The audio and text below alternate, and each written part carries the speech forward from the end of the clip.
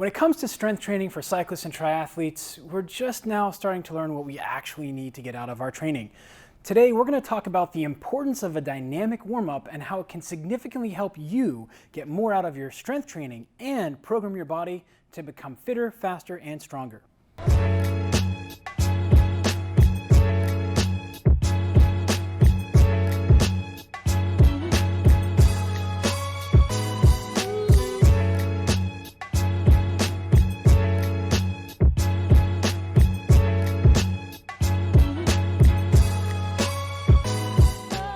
When it comes to strength training and warming up, if you're like most of the gym bros, you come in and you're like, oh, let's do a warm-up set. Let's just, I'm gonna do some shoulders today. So I'm gonna do a lightweight for a set of 10.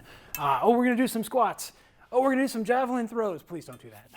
Sorry, just having a little bit of fun here. But seriously, as you go through, when you look at most of the warm-ups, it is imperative that you begin to understand what we're looking for out of our warm-up. Now, the most basic level is to increase our awareness and readiness for that day's session, in which case, everything except for the javelin throw is pretty relevant.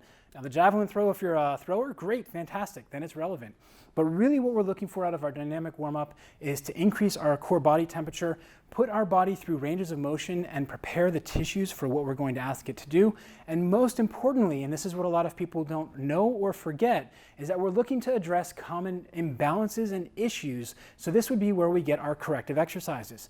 As cyclists and triathletes, a dynamic warm-up should look something like 3 to 5 minutes on the bike or the treadmill going nice and easy or elliptical, and then coming down to the green space you have in your gym or even just a small area of your house and beginning to go through exercises such as the Statue of Liberty, which will help you work on balance, coordination, and opening up your hand overhead, getting the mid-back active and the ribs down. So Jordana's going to demonstrate for us as we talk through here the Statue of Liberties. She's going to take right arm.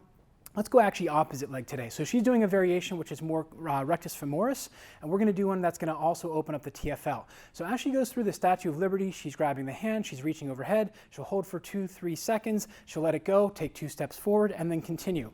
This exercise is one that I really like for both cyclists and triathletes, as it's going to help us work on the canister position, which is getting the rib cage and pelvis down, keeping the chin back, and opening up the mid-back. Just 2 to 3 seconds each, and then moving forward. As you'll notice, she's keeping the balancing leg nice and straight, opposite hand, there you go. And you'll see she's used to doing it one way, and now we're changing her dynamic warm-up to something else. This allows us to have progression in your dynamic warm-up where we're actually treating different issues. Let's go through knee pulls next and take a look at that. The knee pull is a great exercise for cyclists and triathletes alike, as it teaches you to separate flexion or extension from the back from flexion at the hip. You'll notice that she's keeping herself nice and straight, chin is tucked, and she's bringing the knee up while the bottom leg is balancing. This is a challenge for a lot of cyclists in particular, as their quadriceps and hip flexors are so tight, they find themselves kind of scooping the hips forward. If you've taken my strength training for cycling certification course, you've seen a couple basketball players that look awful while they do this. And they had a number of issues, and we were able to unlock power and performance with them.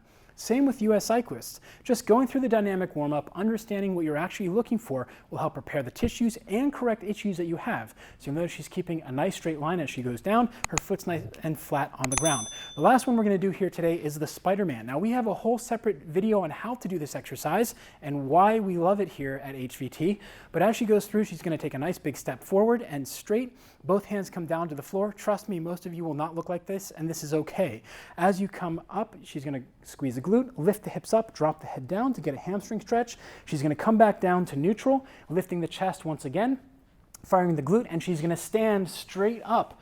That is a skill, and that is an athlete you see here.